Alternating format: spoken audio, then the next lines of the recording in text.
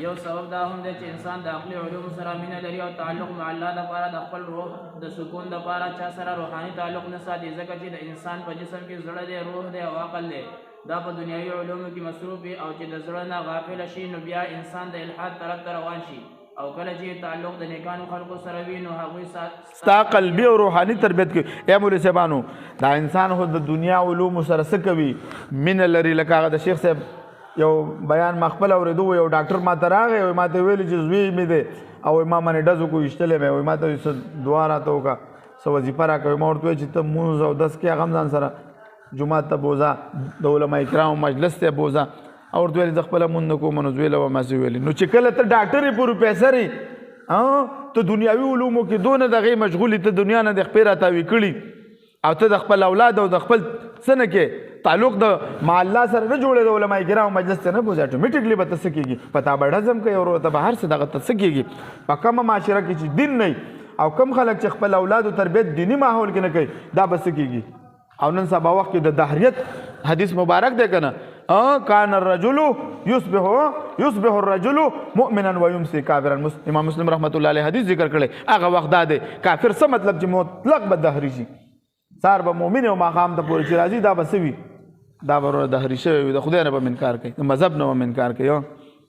لکه شریعت د صبر ماده پیدا کوي، د شکر ماده پیدا کوي. شریعت وایي حسد لرې کړئ، شریعت غواړي چې زموږ نظر په آخرت باندې وي. شریعت وایي چې څنګه د جسم خیال ساتي د خوراک څښاک په ذریعه، داسې د روح خیال هم به هم ساتي. مسلمان چې کله عبادت کوي د شریعت د اصولو خیال ساتي، نو د دې د مذهب سره مینه پیدا کېږي او د مذهب قریب کېږي. او دا یو وجه هم ده چې زموږ د نسل قلبي او روحاني تربیت مولوي صاحبانو په کار دی. لکه تاسو ته ما هغه دغه روسي جادوګر خبره کړې وه که نه، هغه وایي په دې کې ګوره د عبادت کولو سره موږ ته څه کېږي؟ روحاني او تقویت میلاویږي. هغه وایي چې زه کاله جادو په هر چا کوم اثر پرې کوي، خو په مسلمان هغه مسلمان چې څه کوي؟ خپل عبادت کوي، په د باندې اثر نه کوي. وروسته تا ته یو دغه میلاویږي، تقویت میلاویږي. د علما کرامو په مجلس کې انسان ته د انسان څه کېږي؟ روحاني تربیت کېږي. مولوي صاحبانو اسلام موږ له څه ویلي دي؟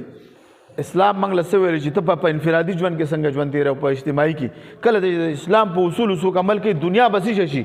د امن یو دغه به جوړ شي، ګهواره به جوړه شي، یو امن په ټوله دنیا کې به څه شي؟ امن بنافذ شي. ولې؟ انسان به په انفرادي ژوند کې تقوا اختیاروي. عبارت ووایه. انسان به په انفرادي ژوند کې تقوا، عفت، پاکدامني، حیا، خوش مزاجي، شجاعت، عدل او انصاف، قناعت، استقامت، تواضع، انکساری، سخاوت، صبر، شکر، شاباس، بردباری، علم، نرم خوی، توکل، رښتیا ویل، اخلاص، نیت، توبه، زهد او استغنا، رضا، عشق الهی، عشق رسول صلی الله عقل حلال. دا سونه خوینه موږ بیان کړو زبانو تاکہ به حیا به وي، څه به وي؟ تواضع، انکساري به در کې وي، سخاوت به در کې وي، صبر به در کې وي، بردباري به در کې وي، علم به در کې وي، توکل به وي، رښتیا به وي. نو کله چې ټوله دنیا په دې دغه باندې راشي، رښتیا وایه، صرف موږ مسلمانان په دې اصولو باندې راشو، کم کافر به موږ نه سر اوچت هېڅکله نه. صحابه کرامو موږ کې څه فرق دی؟ صحابه کرام به چې چېرته لاړه قوم ته به دعوت ورکوو، څه به ورته ویلې؟ کن مثلنا، زموږ په شان شي. ما ورته چاته ویلی شو مسلمان چې چېرته لاړ شي چاته ویلی شي زما په شان شي؟ نو مسلمان موږ څه شی دی؟ موږ د دین نه لرې یو، ځکه چې موږ د دین نه لرې یو نو زموږ بچي به هم د الحاد طرف ته څه کېږي؟ ځي به مولوي صاحبانو. دا نیک خویونه به په ځان کې هر یو انسان پیدا کوي چې د دې په رحمت سره به بیا څه کېږي؟ د دې په رحمت سره به په ټوله معاشره کې به انصاف راځي. د اسلام د اجتماعي اصولو دا ویو، د اسلام د اجتماعي اصولو وضاحت کړی دی. په اجتماعي ژوند کې باندې حلاله نکاح به کې، دا به نه کې چې ګرل فرینډ دې ساتلي ځان ته. طلاق، زراعت، تجارتداري، عاریت، امانت، قرض، وراثت، وصیت، هدیه، تحفه او تحائف، رهن، شرکت، مضاربت، تجارت، وکالت، کفالت، صلح، حق شفعه، مال وقف او داسې نور احکامات. مولوي صاحبانو داسې نور احکامات اسلام بیان کړي دي. موږ ته دا تاسو خپلو بیانونو کې ویلی شئ، دا زده کوئ. نو دا ټول کارونو په انصاف سره کوئ چې د بل انسان حق به نه خورئ، ظلم به نه کوئ. نو تاسو اوس په خپله په انصاف وکړئ چې د اسلام په شان حق او رښتیا دین بل کوم ځای کې شته دی؟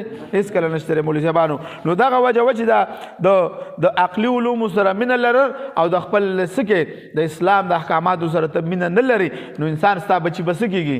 دا به دهریان کېږي. ما ته یو پروفیسر ویلې، وای مړه د دهریانو اسوال زه په واورم په بل یو باسم عزت سره ما غزه ته خو نه اوري ته خو واوري په بل یو باسي خو ستا د بچو په ذهن کې ناس دی دا دهریان ملحدین چې زمنګ په دې تعلیمي ادارو کې دوی کمکار کوي مولوي صاحبانو دوی د دې زما استاد بچو په ذهنونو کې دونه شکوک او شبهات چولې دي ما ته نه تاسو نه کوي کما ته نه تاسو کو ما ته سره سیو جواب ورنشته هو ډز کو پر او ته کافر او ته کافر هغه مړه کو پر ځان سره سنبال کې وساته زه د جنت نه منم ته ماته کافر پوه شوي مولوي صاحبانو نو موږ له پکار دي چې دغه اصول زده کړو مولوي صاحبانو او څه وکړو مولوي صاحبانو دا مخکې نورو خلکو ته ورسو نو موږ دې پورې راورسېدو چې د الحاد و اسباب موږ ذکر کړو سبب انشاءالله تم سبب د هم سبب او دغه شانته کې دا به د خیره ذکر کوو واخر دعوانا الحمدلله رب العالمین